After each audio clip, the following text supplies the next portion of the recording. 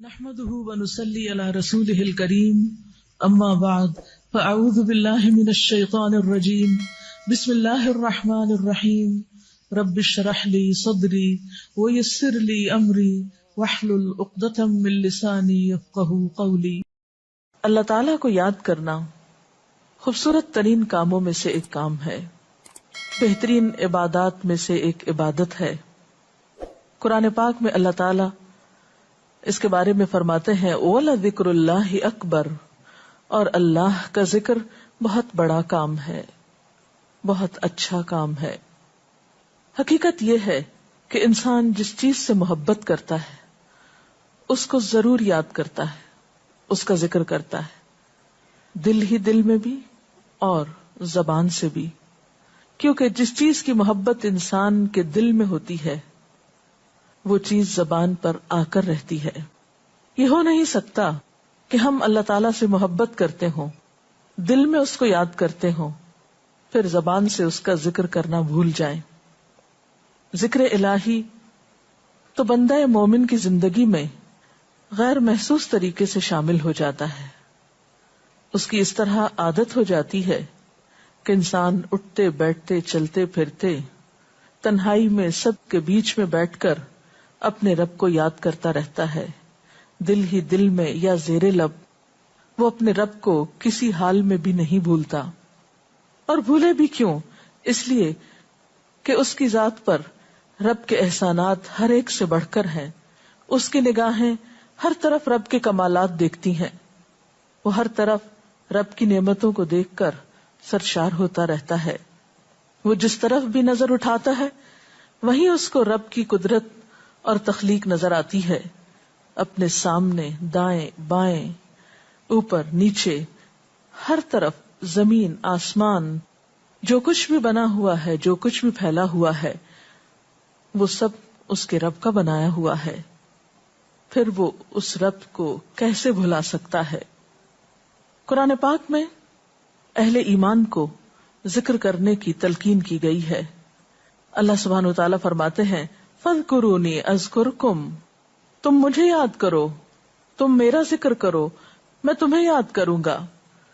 ایک اور جگہ پر فرمایا وَاذْكُرْ رَبَّكَ فِي نَفْسِكَ تَضَرُّعًا وَخِيفَةً وَدُونَ الْجَهْرِ مِنَ الْقَوْلِ بِالْغُدُوِّ وَالْآصَالِ وَلَا تَكُن مِّنَ الْغَافِلِينَ، اور اپنے پروردگار کو دل ہی دل میں عاجزی اور خوف کے ساتھ اور آہستہ آواز سے صبح و شام یاد کرتے رہو اور دیکھنا غافل نہ ہونا، یعنی رب کی یاد سے کبھی بھی غفلت اختیار نہ کرنا۔ ایک اور جگہ پر فرمایا وَاذْكُرُوا اللَّهَ كَثِيرًا لَعَلَّكُمْ تُفْلِحُونَ، اور اللہ کا ذکر کرو کثرت کے ساتھ، بہت زیادہ، کیوں؟ لَعَلَّكُمْ تُفْلِحُونَ، تاکہ تم فلاح پاؤ، کامیاب ہو جاؤ۔ اس سے پتہ چلتا ہے کہ اللہ تعالیٰ کو یاد کرنا کامیابی کی علامت ہے، اللہ کے ذکر میں کامیابی کی ضمانت ہے۔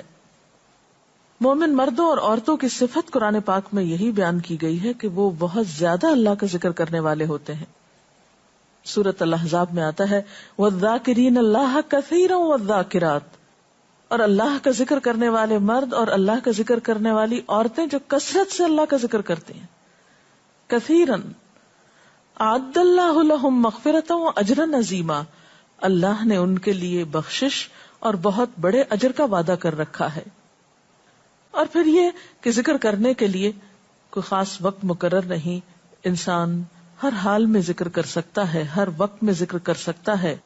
نبی صلی اللہ علیہ وسلم کے بارے میں آتا ہے کان یذکر اللہ فی کل احیانہ، آپ ہر وقت میں یعنی ہر قسم کے وقت میں، دن میں یا رات میں، صبح میں یا شام میں اللہ کا ذکر کیا کرتے تھے۔ حدیث پاک میں آتا ہے، حضرت ابو موسیٰ اشعری سے روایت ہے مثل الذی یذکر ربہ والذی لا یذکرہ مثل الحی والمیت، رواہ البخاری۔ آپ صلی اللہ علیہ وسلم نے فرمایا اس شخص کی مثال جو اپنے رب کا ذکر کرتا ہے زندہ انسان کی طرح ہے، اور اس کی مثال جو اپنے رب کا ذکر نہیں کرتا مردہ شخص کی طرح ہے۔ گویا ذکر کرنے والا اور نہ کرنے والا، ان دونوں کے درمیان اتنا ہی فرق ہے جتنا ایک زندہ اور مردہ انسان میں فرق ہوتا ہے۔ اور یہ فرق کتنا بڑا ہے. یعنی انسان تو وہی ہوتا ہے، لیکن زندہ انسان میں اور مردہ انسان میں زندگی اور موت کا فرق ہے. بالکل اسی طرح جو شخص اپنے رب کو یاد کرتا ہے، اس کا ذکر کرتا ہے، اس کے اندر ایک زندگی ہے، اس کے اندر ایک خاص خوشی ہوتی، اطمینان ہوتا ہے. اور وہ جو نہیں کرتا اس کا دل مردہ ہوتا ہے، اس کے اندر زندگی کی کوئی امنگ نہیں ہوتی. ایک اور حدیث میں آتا ہے، نبی صلی اللہ علیہ وسلم نے فرمایا، اللہ تعالیٰ فرماتا ہے میں اپنے بندے کے خیال کے مطابق ہوتا ہوں یا خیال کے ساتھ ہوتا ہوں. جو خیال وہ میرے بارے میں رکھتا ہے میں اسی کے مطابق اس کے ساتھ معاملہ کرتا ہوں، اور میں اس کے ساتھ ہوتا ہوں جب وہ مجھے یاد کرتا ہے. گویا ذکر کرنے والے اللہ کی مدد کے مستحق ہوتے ہیں، یعنی اللہ ایسے بندوں کے ساتھ ہوتا ہے جو ذکر کرتے رہتے ہیں. اگر وہ مجھ کو اپنے دل میں یاد کرتا ہے تو میں بھی اس کو اپنے دل میں یاد کرتا ہوں، اور اگر وہ مجھے کسی جماعت میں بیٹھ کے یعنی کسی گروپ میں یعنی پبلک میں بیٹھ کے یاد کرتا ہے تو میں اس کو اس سے بہتر جماعت میں یاد کرتا ہوں، یعنی فرشتوں کی جماعت میں یاد کرتا ہوں. تو گویا فاذکرونی اذکرکم، تم مجھے یاد رکھو میں تمہیں یاد رکھوں گا. تو جو شخص بھی یہ چاہتا ہو کہ اللہ تعالیٰ اس کو یاد رکھے، اس کی مشکل میں اس کی مدد کرے، تو اس کے لیے کیا ضروری ہے کہ پھر وہ ذکر کرتا رہے. اور ذکر تمام عبادات کو خوبصورت بناتا ہے. مثلا روزہ رکھنا ایک عبادت ہے، لیکن جس روزے میں ذکر الہی ہو اس کا اجر و ثواب کئی گنا بڑھ جائے گا. حج ایک عبادت ہے بذات خود، حج کا سفر ایک عبادت ہے، لیکن اس سفر میں انسان اگر ذکر الہی کرتا رہے تو اسی حج کا ثواب کئی گنا بڑھ جائے گا. اور نماز تو سراسر ہے ہی اللہ کی یاد کا نام. اقم الصلاۃ لذکری، نماز قائم کرو میری یاد کے لیے. اللہ کے ذکر کا بہترین طریقہ ہے. ایک اور موقع پر آپ صلی اللہ علیہ وسلم سے جب یہ پوچھا گیا کہ سب سے اچھی نماز کس کی، سب سے اچھا روزہ کس کا، سب سے اچھا حج کس کا، سب سے اچھا مجاہد کون، تو آپ صلی اللہ علیہ وسلم نے ہر بار یہی جواب دیا کہ جو اپنے ان کاموں میں ذکر الہی کثرت کے ساتھ کرے. اور ذکر کرنے والے ہر میدان میں آگے نکل جاتے ہیں. حدیث پاک میں آتا ہے نبی صلی اللہ علیہ وسلم نے فرمایا مفردون سبقت لے گئے. لوگوں نے پوچھا کہ یہ مفردون کون ہے؟ فرمایا وہ مرد جو کثرت کے ساتھ اللہ کا ذکر کرتے ہیں اور وہ عورتیں جو کثرت کے ساتھ اللہ کو یاد کرتی ہیں. اور یہاں آپ نوٹ کر رہے ہیں خاص طور پر مردوں کے ساتھ ساتھ عورتوں کا ذکر بھی ملتا ہے. حضرت عبداللہ بن بصر فرماتے ہیں کہ ایک شخص نے عرض کیا یا رسول اللہ صلی اللہ علیہ وسلم، بے شک اسلام کے احکام مجھ پر بہت ہیں، یعنی ذمہ داریاں بہت ہیں، کرنے کے کام بہت ہیں. آپ مجھے کوئی ایسی بات بتائیں جسے میں اپنے لیے لازم کر لوں، یعنی میرے لیے آسان ہو اور میں پابندی سے کر سکوں.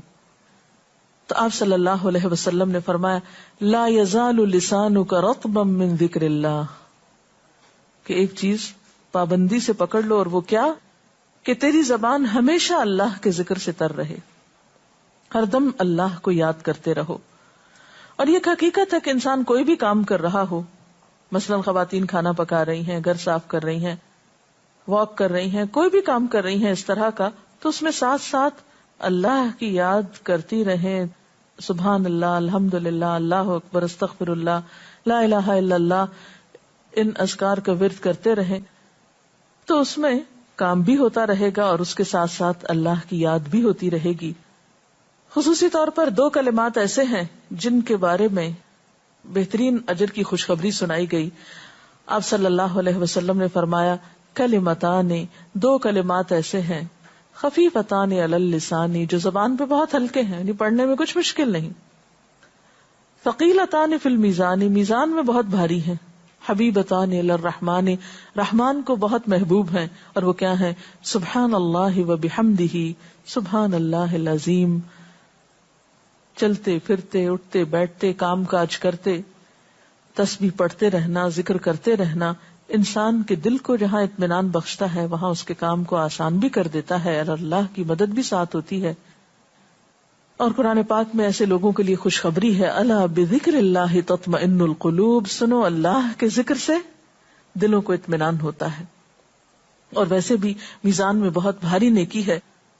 ایک حدیث میں آتا ہے کہ رسول اللہ صلی اللہ علیہ وسلم نے لوگوں سے پوچھا، کیا میں تمہیں نہ بتاؤں کہ تمہارے اعمال میں سب سے اچھا عمل، سب سے پاکیزہ اور تمہارے درجات کو سب سے زیادہ بڑھانے والا، اور جو تمہارے لیے سونے چاندی کے خرچ کرنے سے زیادہ بہتر ہو، اور اس سے بھی بہتر ہو کہ تم اپنے دشمنوں سے ملو، ان کی گردنیں تم مارو اور وہ تمہاری گردنیں مارے، تو کیا ایسا عمل نہ تمہیں بتاؤں؟ صحابہ نے عرض کیا، ضرور یا رسول اللہ صلی اللہ علیہ وسلم، ہمیں ایسا عمل بتائیے. تو آپ نے فرمایا وہ اللہ کا ذکر ہے.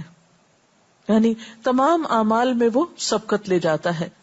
اسی طرح ایک اور حدیث میں ہے، رسول اللہ صلی اللہ علیہ وسلم نے فرمایا کہ جب بھی کچھ لوگ بیٹھتے ہیں اور وہ اللہ کا ذکر کرتے ہیں، کسی مجلس میں اکٹھے ہو کر بیٹھتے ہیں، تو اللہ کی رحمت ان کو ڈھانپ لیتی ہے، ان پر سکینت نازل ہوتی ہے.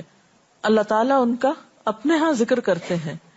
گویا اکیلے بھی ذکر کیا جا سکتا ہے اور کسی مجلس میں اکٹھے بیٹھ کر بھی. پھر اسی طرح صبح و شام بھی، جیسا کہ قرآن پاک میں آتا ہے، وَسَبِّحْ بِحَمْدِ رَبِّكَ قَبْلَ طُلُوعِ الشَّمْسِ وَقَبْلَ غُرُوبِهَا، اپنے رب کی تسبیح بیان کرو سورج نکلنے سے پہلے اور اس کے غروب ہونے سے پہلے. ایک اور جگہ پر آتا ہے وَسَبِّحْ بِحَمْدِ رَبِّكَ بِالْعَشِيِّ وَالْإِبْكَارِ، اپنے رب کی حمد و ثنا بیان کرو عشی کے وقت یعنی عصر کے وقت، والابکار اور صبح کے وقت. عشی کا لفظ جو ہے یہ زوال شمس سے غروب شمس کے درمیانی وقت کو کہتے ہیں. پھر اسی طرح انبیاء علیہ السلام کے بارے میں ہم دیکھتے ہیں، حضرت داؤد علیہ السلام بہت خوبصورت آواز سے، بہت خوبصورت انداز میں